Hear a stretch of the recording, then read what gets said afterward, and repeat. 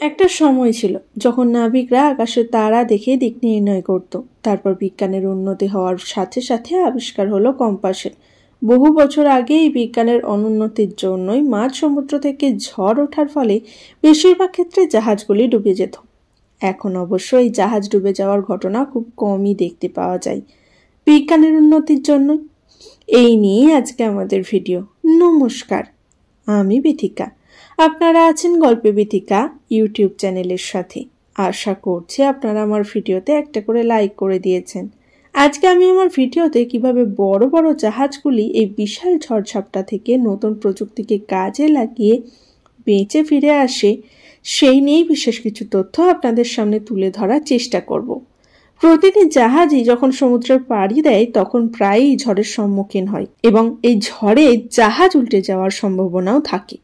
তখন জাহাজগুলিকে ঝড়ের হাত থেকে বাঁচায় জাহাজের মধ্যে থাকা বিশেষ টেকনোলজি, যেটি ইঞ্জিনিয়ারদের দ্বারা বানানো। জাহাজের ভারসাম্য বজায় রাখার জন্য নানান রকমের ডিভাইস আছে, আর এর মধ্যে অন্যতম হলো বেলস গিলস।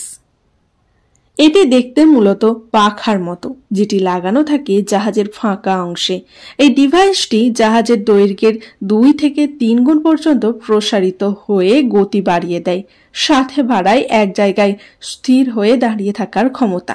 ভারসাম্য রক্ষা করার আরও একটি ডিভাইসের নাম হলো অ্যান্টি রেলিং ট্যাঙ্ক। এটির কাজ হলো জাহাজ যখন লেফট বা রাইট সাইডে হেলে যায় তখন তার ভারসাম্য রক্ষা করা, যেটিকে জাহাজের প্রস্তর বরাবর বসানো হয়। এর কাজ হলো মূলত 2 রকমের, সক্রিয় এবং নিষ্ক্রিয় পদ্ধতিতে। সক্রিয় পদ্ধতির মাধ্যমে 2 ট্রাঙ্কের মধ্যে দিয়ে জল প্রবাহিত হয়, এর ফলে জাহাজের ভারসাম্য বজায় থাকে। আর একটি হলো ফিল স্টেবিলাইজার পদ্ধতি, যেটি দেখতে পাখার মতো। জাহাজ যখন একদিকে হেলে যায় তখন এটি জাহাজকে পুনরায় নিজের স্থানে ফিরিয়ে আনতে সাহায্য করে। এটি নিয়ন্ত্রিত হয় জাহাজের জাইরো সিস্টেমের মাধ্যমে।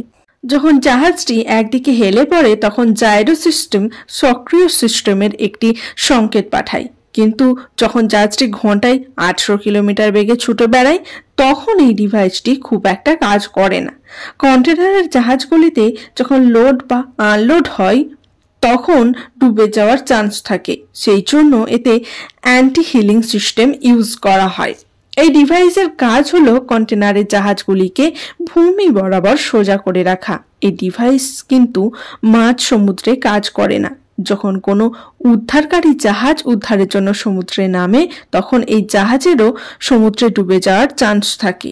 সেই জন্য এইসব ক্ষেত্রে ইঞ্জিনিয়াররা বিশেষ প্রযুক্তি ব্যবহার করে থাকেন, আর তা হলো সেলফ রাইডিং বোট, যেটি জাহাজ বা বোটকে পুরোপুরি ডুবিয়ে বা উল্টে দিলেও একাই আবারও নিজের আগের অবস্থানে ফিরে আসতে পারে। এই বোটগুলি যেমন দ্রুত চলে তেমনই যে কোনো প্রতিকূল পরিবেশে নাবিকদেরকে উদ্ধার করে অনায়াসেই কূলে পৌঁছে দিতে পারে। আসুন জেনে নেওয়া যাক এই বোটগুলি তৈরি হয় কিভাবে। কিছু গুরুত্বপূর্ণ প্রযুক্তি রয়েছে, যেমন জাহাজের সবচেয়ে নিচে ভারী অংশগুলিকে দেওয়া হয়। এরপর আসা যাক ক্রুদের কন্ট্রোল রুমে। এটি যতটা সম্ভব হালকা বানানো হয়, সাথে এটিকে বাতাসে পরিপূর্ণ করা হয়। এই জাহাজগুলিকে বানানো হয় ওয়াটারপ্রুফ, কারণ যখন এই বোট সমুদ্রের ঝড়ের কবলে পড়বে তখন কোনোভাবেই এর মধ্যে যেন না জল ঢুকতে পারে। সাথে থাকে একটি পেন্ডুলাম, যার কাজ হলো বোটে জল ঢুকতে না দেওয়া। সাথে এই পেন্ডুলামের কাজ হলো বোট যখন উল্টে যাবে তখন বোটের সমস্ত খোলা জায়গা অটোমেটিক বন্ধ করে দেওয়া।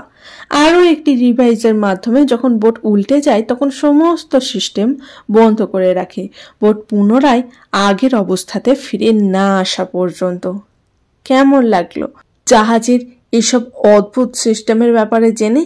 তা আমাকে কমেন্ট করে জানাতে কিন্তু একদম ভুলবেন না।